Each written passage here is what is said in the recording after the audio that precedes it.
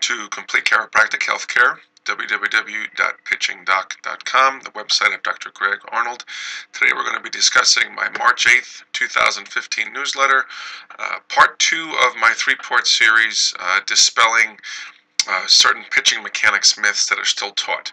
And today we're going to be tackling the myth of tucking the glove. And underneath the date you can see this PDF link. If you go ahead and click on that, sometimes it's a little bit easier to read versus looking at the website page. So this follows up on part 1, in which I dispelled the myth of the balance point, and if you click on that link, it will take you to this page where you can see the video on the analysis I did on why teaching the balance point is an incorrect concept.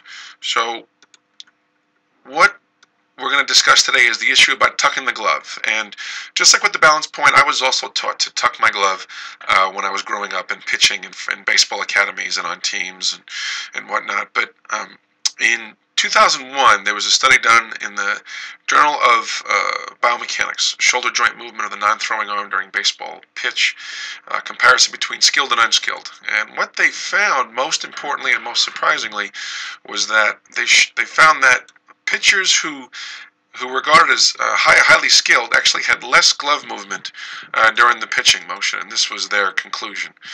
They said that movement of the shoulder joint of the non-throwing arm, so all the movement on the non-throwing side, was less for skilled pitchers than for unskilled pitchers. Now, the way that I'm successful when I teach this concept is I relate glove movement when we throw to hand movement during the swing.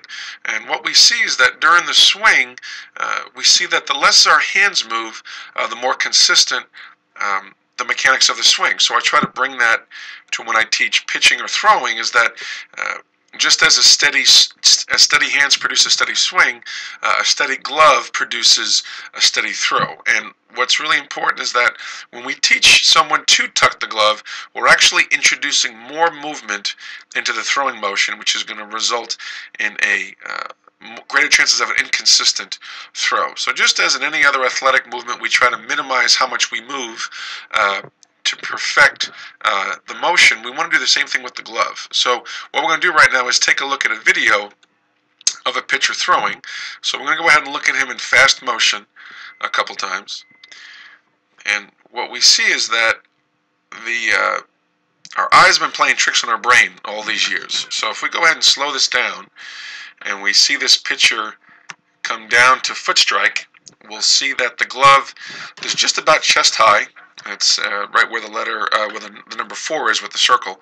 But as he goes to throw, you can see the glove doesn't go backwards. The glove actually stays in the same spot and even moves forwards.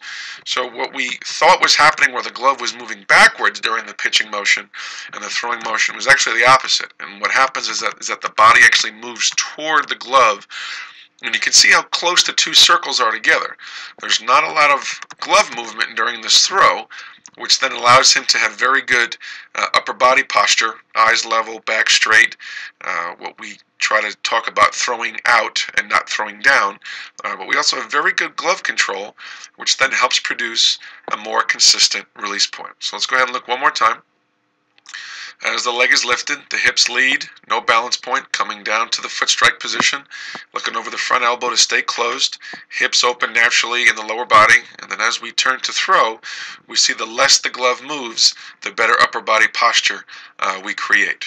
So it's extremely important that this is a concept that is taught correctly, and it's the first thing that I work on every single pitching student that I run into, whether he's 8 years old or he's 18 years old.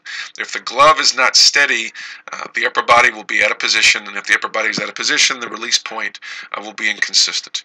So the less the glove moves, the better. I hope you found this newsletter informative. If you have any questions, you can please contact me, the phone number on the screen, my email, pitchingdoc@msn.com, or you can visit my website, www.pitchingdoc.com. Thank you.